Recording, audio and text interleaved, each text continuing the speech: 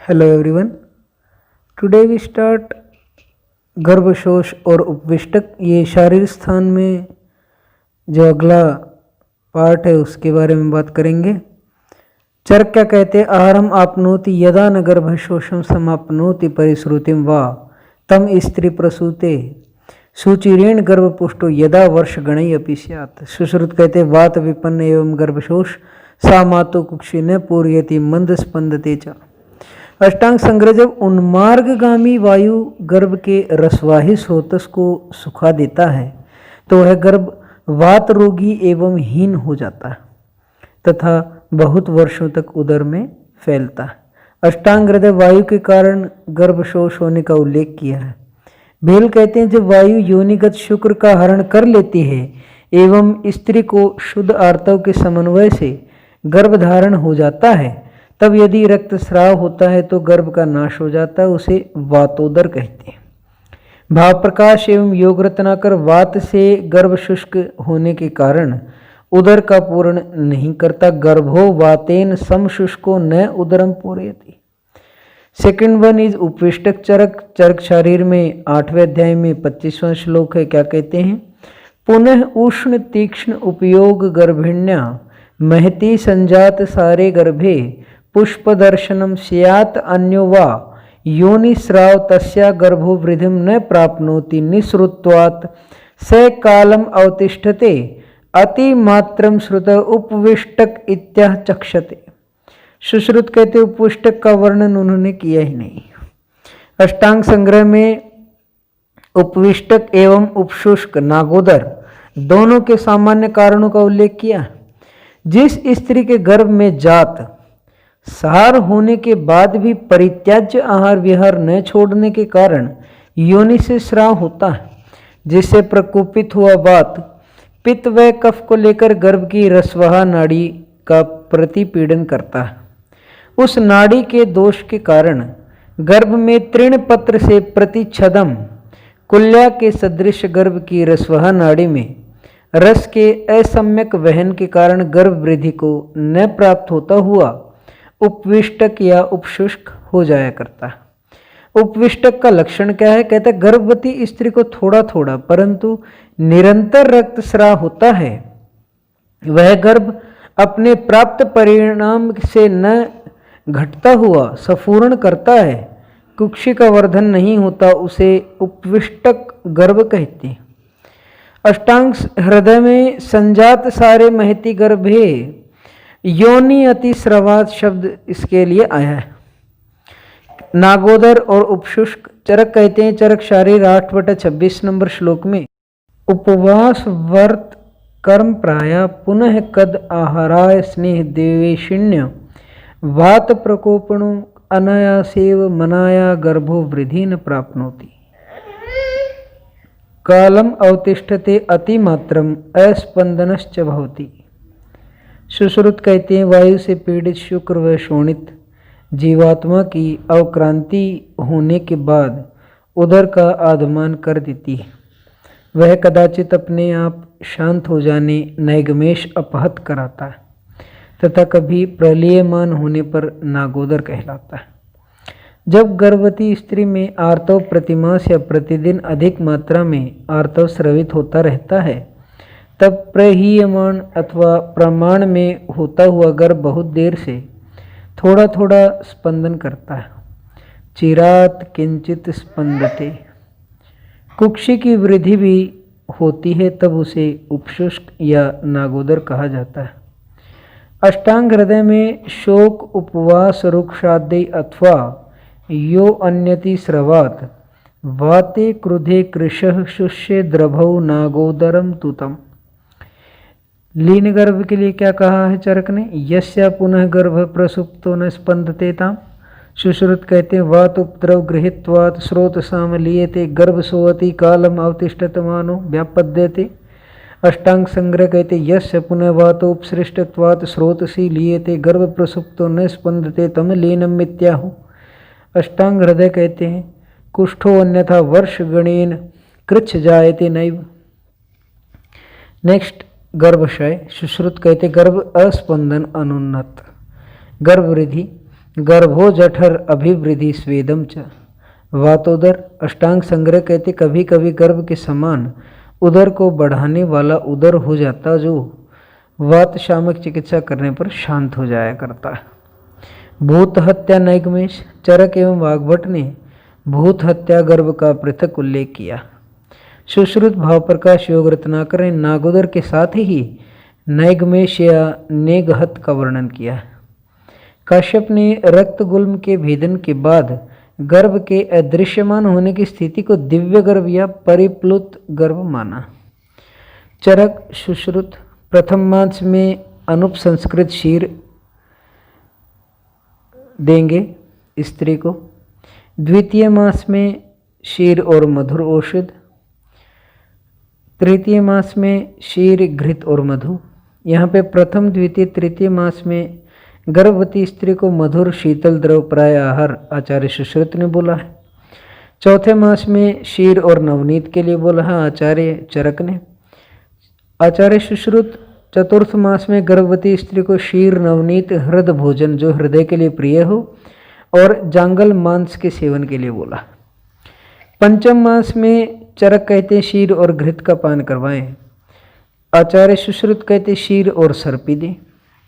छठे मास में क्षीर घृत और मधुर औषधि के लिए बोलते हैं। आचार्य सुश्रुत छठे मास में गोक्षुर साधित यवाग और घृत के लिए बोलते हैं। सातवें मास में आचार्य चरक क्षीर घृत मधुर औषध के लिए। आठवें मास में क्षीर घृत और यवागु के लिए। नौवें मास में अनुवासन वस्ती और योनि में पीचू धारण करने के लिए बोलते हैं। आचार्य ने सप्तम मास में सुश्रुत ने प्रश्न पर्णी साधित घृत का और आठवें मास में अनुवासन और आस्थापन वस्ती के प्रयोग के लिए बोला है। आचार्य ने 1 से 8 के लिए क्षीर और साठी चावल का, और भद्रकाप्य ने अष्टम मास में उपयुक्त आहार देने पर गर्भ पिंगल वर्ण का हो जाएगा ऐसा कहा। इसके पश्चात प्रसव काल तक स्निग्ध यवागु तथा जांगल मांस द्वारा चिकित्सा प्रसव काल तक करें ऐसा आचार्य सुश्रुत कहते हैं। यहाँ नोट करने वाली बात है कि कुछ आचार्य तीसरे मास में षष्टिकोदन और क्षीर कहते हैं, चतुर्थ मास में षष्टिकोदन और दही, पंचम मास में षष्टिकोदन और दूध, छठे मास में षष्टिकोदन और घी। हारित प्रथम मास में मधुयष्टि परुषक मधुपुष्प नवनीत मधु मधुर द्रव्य मिले हुए क्षीर को पिलाएं। द्वितीय मास में काकोली से सिद्ध मधुर और क्षीर दें। तृतीय मास में कृष्य, चौथे मास में ओदन, पांचवें में पायस, छठे में मधुर दही, सातवें में घृत खंड, आठवें में घृत पूरक या घेवर, नौवें मास में विविध अन्नपान के लिए। कोड याद कर लेंगे। मधुर काकोली कृष हो गई ओदन की खीर खाकर, इसे याद हो जाएगा आपको। वाग्भट कहते प्रथम मास में उपसंस्कृत क्षीर दें गर्भवती स्त्री को, आठवें मास में क्षीर सर्प और यवागु दें। खंड काप्य कहते गर्भ पिंगल वर्ण का हो जाएगा, गर्भिणी को न्युब्ज स्थिति में आस्थापन तथा अनुवासन वस्ती देना चाहिए। इसके पश्चात प्रसव काल स्निग्ध यवागु तथा जांगल मांसरस के द्वारा उपचार करना चाहिए, ऐसा भगवान धन्वंतरी का मत है। नौवें मास में योनि में पिच्चू धारण। अष्टांग हृदय प्रथम मास में उपसंस्कृत क्षीर, आठवें मास में क्षीर सर्पी पेया देना चाहिए तथा मधुर वर्ग से सिद्ध घृत की अनुवासन वस्ती एवं शतपुष्प आदि द्रव्यों से सिद्ध निरुव वस्ती दें। नौवें मास में स्नेह से युक्त मांसरस और ओदन अथवा स्नेह युक्त यवागु तथा अनुवासन वस्ती एवं पिच्चू का धारण करवाएं। भेल कहते हैं चतुर्थ मास में क्षीर और नवनीत का सेवन, पंचम मास में क्षीर और यवागु, छठे मास में क्षीर और सर्पी, नवे मास में कदम्ब माशतैल के अनुवासन वस्ती तथा बाद में यवागु पान करवाएं। चक्रपाणी कहते हैं केशोत्पत्ति तृतीय मास में मानकर केशों को कारणभूत नहीं माना तथा गर्भ उत्पीड़न को ही कारणभूत होने का समर्थन किया। अष्टांग हृदय गर्भोत्पीड़नात् दोषा हृदय प्राप्य विदाहंती तथा कंडु जायन्ते कंडवा किस्म। चरक भेल और भाव प्रकाश सूतिकागार पूर्व और उत्तर दिशा में होना चाहिए। सुश्रुत कहते सूतिकागार पूर्व और दक्षिण दिशा में होना चाहिए। सुश्रुत वाग्भट भाव प्रकाश 8 हस्त आयात और 4 हस्त विस्तृत सूतिकागार। सुश्रुत ने सूतिकागार को अरिष्टागार या अरिष्टम कहा है। भूमि चरक कहते हैं कि बिल्व तेंदुक खदिर भल्लातक की लकड़ी से सूतिकाकार गर्भिणी वास बनाना चाहिए। जात कर्म में चरक ने प्राण प्रत्यागमन, स्नान, मुख विशोधन, पिच्छोधारण, गर्भोदक वमन, नाल छेदन, जात कर्म और रक्षा कर्म बोला। सुश्रुत उल्वा परिमार्जन, मुख विशोधन, पिच्छोधारण, शोणित प्राशन, गर्भोदक वमन और जात कर्म। इसका फॉर्मूला भी है अगर आप याद करना चाहें। उल्लू मुख में पिच्चू धारण कर नाल से स्नान करता। अष्टांग हृदय ने कहा है उल्वा परिमार्जन, प्राण प्रत्यागमन, नाल छेदन, स्नान, पिच्छुधारण, शोणित प्राशन, गर्भोदक वमन और जात कर्म। कोड इसका है यूपी ने एसपी से गर्भ जीता। इसे याद हो जाएगा आपको। अष्टांग हृदय कर्णमूल में पत्थर बजाएं, दक्षिण कर्ण में मंत्रोच्चारण करें। अष्टांग संग्रह कहते कर्णमूल में पत्थर बजाएं, दक्षिण कर्ण में मंत्रोच्चारण और कृष्ण कपालिका सूप से हवा करें। प्राण प्रत्यागमन 3 इंद्रियां इन्वॉल्व होती हैं। वाग्भट कहते जिह्वा ओष्ठकंठ, कोड जोंक है इसका। अष्टांग संग्रह कहते सैंधव सर्पी वचा से वमन कर। नाल छेदन चरक सुश्रुत कहते 8 अंगुल, वाग्भट कहते 4 अंगुल, चरक कहते दोनों तरफ काट देने का निर्देश है। सुश्रुत वाग्भट ने बांध कर नाल छेदन सूत्र द्वारा बोला है। चरक सुश्रुत वाग्भट नाल छेदन में 3 नाभि नाल सूत्र बांधकर बालकों के गले में बांध दे। सम्यक नाल छेदन न होने पर चरक ने कहा 4 उपद्रव आयाम और व्यायाम से उत्पन्न, पिंडलिका, विनामिका और विजृंभिका। टीकाकार चक्रपाणी ने 6 उपद्रव आयाम प्लस व्यायाम। अष्टांग संग्रह ने 2 उपद्रव विनामिका और विजृंभिका। विजृंभिका का नाभि नाल कर्तनजन्य व्याधि है, शीरालशक का लक्षण है, कीट विष का लक्षण है। चरक कहते मधुसर्पी मंत्रों से अभिमंत्रित कर तत्पश्चात दक्षिण स्तन का पान कराएं।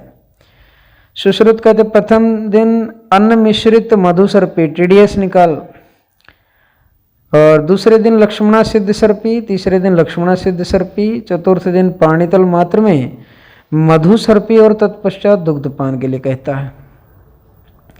वाग्भट प्रथम दिन अन्नता मिश्रित मधुसर्पी 3 बार टीडीएस में, दूसरे दिन लक्ष्मणा सिद्ध सर्पी, तीसरे दिन भी लक्ष्मणा सिद्ध सर्पी। अष्टांग संग्रह चतुर्थ दिन पाणितल मात्रा में सर्पी 2 समय तक द्वयकाल, तत्पश्चात दुग्धपान। अष्टांग हृदय कहते हैं कि पाणितल मात्रा में नवनीत, तत्पश्चात दुग्धपान। चरक सुश्रुत वाग्भट स्तन प्रवर्तन काल 3 से 4 दिन बोलते हैं। काश्यप सूतिका ज्वर 6 प्रकार का, वातज, पित्तज, कफज और आगंतुज, स्तन्यजन और ग्रहोजन्य। काश्यप शीर ज्वर, स्तन्यजन्य ज्वर या शीर ज्वर का या मिल्क फीवर 3 से 4 दिन। स्त्रियों को स्तन्य की प्रवृत्ति होती है, वह स्तन वह स्रोतों को प्राप्त हो प्रभाव डालता है तथा स्तनों में स्तंभ, पिपासा, हृदयद्रव, कुक्षी, पार्श्व, कटिशूल, अंगमर्द, शिरशूल आदि उत्पन्न करता है। ये स्तन के आगम के कारण उत्पन्न ज्वर के लक्षण हैं। पीयूष की संशुद्धि अर्थात निकल जाने पर ज्वर क्रमशः शांत हो जाया करता है। भेल कहते हैं स्तन को 10 प्राणायतनों में रखा है। सूतिका स्वस्थ वृत्त काल 5 से 7 रात्रि। उष्ण जल से स्नान दिन में 2 बार, पंचकोल या चतुर्स्नेह किसी एक के साथ पूर्ण मात्रा में। पिलावें, घृत या तेल का मर्दन करें। उदरवेष्टन, यवागुपान, ब्रिंगण अन्नपान। सूतिका काल सुश्रुत अष्टांग हृदय अष्टांग संग्रह 1.5 मास का या पुनः आर्तव दर्शन आने तक। काश्यप कहते हैं कि प्रसूता स्त्री के रोग रहित होने पर रक्तादि धातुएं षड्मांस में अपने पूर्व स्थिति में आ जाया करती हैं। इसी का विचार करके चिकित्सा आदि की व्यवस्था करनी चाहिए 6 महीने तक।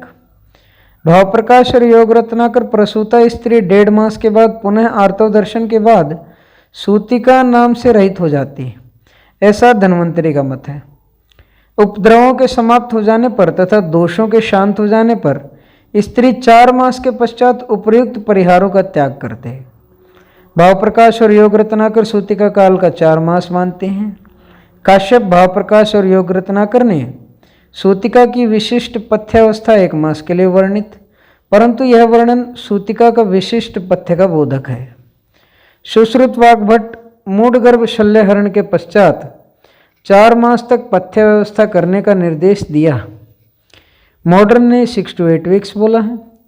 काश्यप ने खिलस्थान सूतिका उपक्रमणी अध्याय और सूतिका एवं दुष्ट प्रजाता को होने वाले 64 रोग का वर्णन किया। काश्यप चिकित्सा स्थान के दुष्ट प्रजाता अध्याय में दुष्ट प्रजाता को होने वाले कुछ व्याधियों का उल्लेख किया है, जो गिनने पर 35 आती हैं, जिसमें से 25 रोग उपयुक्त 64 से हैं, केवल 10 रोग ही भिन्न हैं। काश्यप देशानुसार 3 प्रकार की सूतिका परिचर्या का उल्लेख करते हैं। आनुपदेश स्थित सूतिका परिचर्या में विशेष वात कफजन्य व्याधि होती है। अभिसंधि व क्लेद युक्त आहार ज्यादा होने से स्नेह निषेध बोला है। यहाँ अग्नि एवं मंड आदि का प्रयोग करना चाहिए। स्वेदन, वात रहित स्थान में शयन और सभी उष्ण द्रव्यों का प्रयोग करना चाहिए। चक्रपाणि ने भी आनुपदेश स्थित सूतिका को स्नेहपान वर्जित किया है। जांगल देश स्थित सूतिका परिचर्या में जांगल देश में वात पित्त व्याधि अधिक होती है।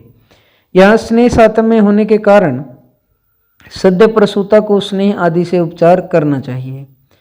चक्रपाणि ने जांगल देश स्थित सूतिका को स्नेह प्रयोग का वर्णन किया है। साधारण देश में साधारण विधि का प्रयोग करें।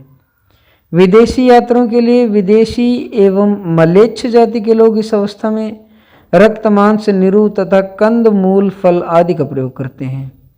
सुश्रुत कहते हैं कि धन भूमि में उत्पन्न प्रसूता को पिपली आदि कषाय के अनुपान से घृत एवं तेल का सेवन करवाएं। सुश्रुत कहते हैं बलवान स्त्री को 3 से 5 रात्रि तक स्नेहपान तथा अभ्यंग करें। अबला स्त्री को, जिसमें बल ना हो, को 3 से 5 दिन तक यवाग उपान करवाएं। तत्पश्चात स्निग्ध अन्न से संसर्जन क्रम अनुसार उपचार करें। काश्यप ने स्त्री को पुनः पुत्र उत्पन्न होने पर तैल तथा पुत्री उत्पन्न होने पर घृत पीने को दें। इसके जीर्ण हो जाने पर दीपनीय औषधियों से संस्कृत यवागु 5 या 7 दिन तक पीने को दें। तत्पश्चात मंड आदि का क्रम दें। काश्यप योनि व्याप्त में मंड का निषेध किया है। अष्टांग संग्रह सूतिका स्नान उत्सव 10 से 12वें दिन। अष्टांग हृदय सूतिका उत्थान 10वें दिन। चरक सूतिका को आस्थापन वस्ती देने से आमदोष की वृद्धि हो जाती है। उन्हें पहले ही बताया। चरक ने कहा सूतिका को आस्थापन निषेध है। अष्टांग संग्रह और अष्टांग हृदय शिरावेद नस्य स्वेदन निषेध बताते हैं। सुश्रुत सारंगधर और भावप्रकाश विरेचन निषेध बताते हैं। सुश्रुत सारंगधर प्रसव के पश्चात स्वेदन एवं बला तेल का प्रयोग प्रशस्त माना। वाग्भट कहते सूतिका को ब्रह्मण योग माना है। काश्यप कहते कि मंड प्रयोग का निर्देश किया। नामकरण संस्कार चरक, सुश्रुत, चक्रपाणि और अष्टांग संग्रह 10वें दिन। अष्टांग संग्रह 10वें से 12वें दिन, 100वें या 1 वर्ष। काश्यप सूर्य दर्शन एवं चंद्र दर्शन प्रथम मास। निष्क्रमण संस्कार चतुर्थ मास। फल प्राशन काश्यप कहते 6वें मास में। अन्न प्राशन सुश्रुत और वाग्भट 6ठे मास में। भाव प्रकाश 6ठे से 8वें मास में। काश्यप कहते 10वें मास में। उपवेष्टन संस्कार भूमि पर बच्चे को कब बैठाएं, वाग्भट कहते 5वें मास में। काश्यप कहते हैं 6ठे मास में। अष्टांग संग्रह बालक को 1 वर्ष तक घर से बाहर न निकालें, ग्रहात निष्कासन काल। कर्ण वेधन संस्कार सुश्रुत कहते हैं 6ठे से 7वें मास। वाग्भट कहते हैं कि 7वें से 8वें मास में। वेदारंभ संस्कार मतलब उपनयन संस्कार, अक्षर लेखन संस्कार सुश्रुत कहते हैं जब बालक शक्तिमान हो जाए 5 वर्ष। चूड़ाकर्म और मुंडन संस्कार पारस्कर कहते 1 वर्ष। आसव लायन बोलते 3 वर्ष। हस्त स्वेद काश्यप ने बोला 4 मास तक। पट्ट स्वेद बोला 6 वर्ष के पश्चात। दुग्ध संस्कार 2 मास। सीमंतोन्नयन संस्कार गर्भावस्था के 4 मास शुक्ल पक्ष में। समावर्तन संस्कार 25 वर्ष में। दोला शयन संस्कार या झूला मेल के लिए 12वें दिन और फीमेल के लिए 13वें दिन। और वज्र कांजी मक्कलशूल शीर विवर्धनम आमवात रोगों में वृक्ष होता है। चरक ने अष्टांग संग्रह ने कुमारागार का वर्णन किया है। अष्टांग संग्रह चरक और काश्यप ने खिलौने बताए हैं बच्चों के लिए। अष्टमहागध चरक इंद्रिय 9 में वात व्याधि, कुष्ठ, उदर, मधुमेह, अपस्मार, गुल्म, राज्यक्षमा और शोफ। सुश्रुत सूत्र 33 वात व्याधि। कुष्ठ, उदर, प्रमेह, अर्श, अश्मरी, भगंदर और मूढ़गर्भ। अष्टांग हृदय ने भी निदान 8 में से में सुश्रुत मूढ़गर्भ की जगह गृहिणी माना है। रस रत्न समुच्चय अष्टांग हृदय की तरह ही मानता है। हारित चरक की तरह मानते हैं। अष्टांग संग्रह ने शारीर की 11 में चरक की तरह शोफ की जगह रक्त यू माना है। रस रत्न समुच्चय में अशुद्ध लौह भस्म के सेवन से वात व्याधि, कुष्ठ, उदर रोग, मधुमेह, अपस्मार, शोफ, गुल्म और राजयक्ष्मा हो जाता है, सब बोला। चरक सूत्र 19 में अतत्वाभिनिवेश को महागद एक जो बोला है वो महागद को माना है। आज का सेशन यहीं कंप्लीट करते हैं। Thank you so much. Stay home, be safe. Like, share, comment और सब्सक्राइब आप सब कर ही दे रहे हैं। थोड़ा बहुत बीच में डिस्टरबेंस हो जाता है, उसके लिए सॉरी। और stay home, be safe. Thank you so much.